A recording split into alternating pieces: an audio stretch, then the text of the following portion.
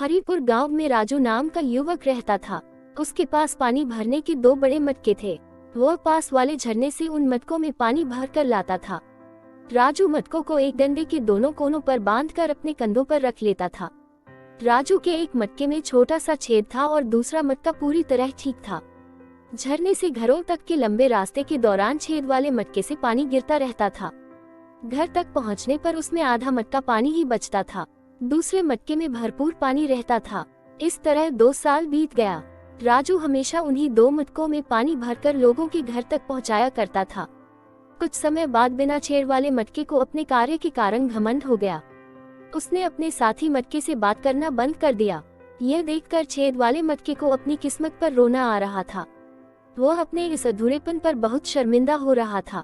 छेद वाला मटका दिनों दिन इस चिंता के कारण घुटता जा रहा था कि उसे यथासंभव जितना काम करना चाहिए वह उसका केवल आधा भाग ही कर पा रहा था।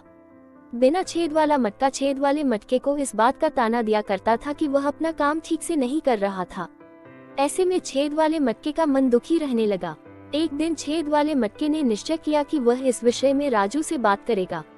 जब राजू छेद वाले मटके में पानी भर रहा था तो छेद वाले मटके ने कहा, मैं बहुत शर्मसार हूँ, आप पूरा पानी भर कर ले जाते हैं लेकिन घर तक पहुँचने पर मेरे भीतर आधा पानी ही रह जाता है। आप मुझे फेंक कर पानी भरने के लिए नया मटका ले ले। राजू ने देखा कि छेद वाला मटका बहुत उदास है, दुखी भी लग रहा है। राजू ने उसे समझाते हुए कहा, तुम्हें ऐसा क्यों लगता है कि तुम अपना काम ठीक से नहीं कर रहे हो? तुम्हारा काम पानी रखने का है और तुम रोजाना पानी भरने में मेरी मदद करते हो। छेद वाला मटका बोला, लेकिन मैं उतना पानी नहीं रख पाता जितना एक सबूत मटके में आता है। आपको मुझे धोने में पूरी मेहनत करनी पड़ती है जबकि पानी केवल आधा मिलता है। राजू ने मुस्कुराकर कहा, क्या तुमने कभी देखा कि वापसी के रास्ते में तुम्हारी तरफ फूल खिले रहते हैं जबकि सबूत मटके की ओर एक भी फूल नहीं खिला होता? मुझे पहले ही तुम्हारी इस कमी का पता था, इसलिए मैंने तुम्हारे वापसी के रास्ते में फूलों के कुछ बीज बो दिए। जब हम वापस लौटते हैं तो तुम अनजाने में ही उन्हें सींचते हुए आते हो। राजू की बातें सुनकर छेद वाले मटके को बहुत हैरानी हुई। वह उसे गौर से देखने लगा। राजू कहता है, मैं उन फूलों को घर ले जाकर उनसे सजावट करता हूँ। अगर तुम ना होते तो मुझे इतनी सुंदर फूल कभी भी ना मिलते। सबूत मटका उन दोनों की बातें सुन रहा था।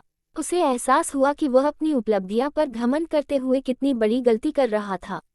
प्रत्येक इंसान में कोई ना कोई गुण अवश्य छिपा होता है, लेकिन उसे देखने के लिए हमें सचेत होना चाहिए।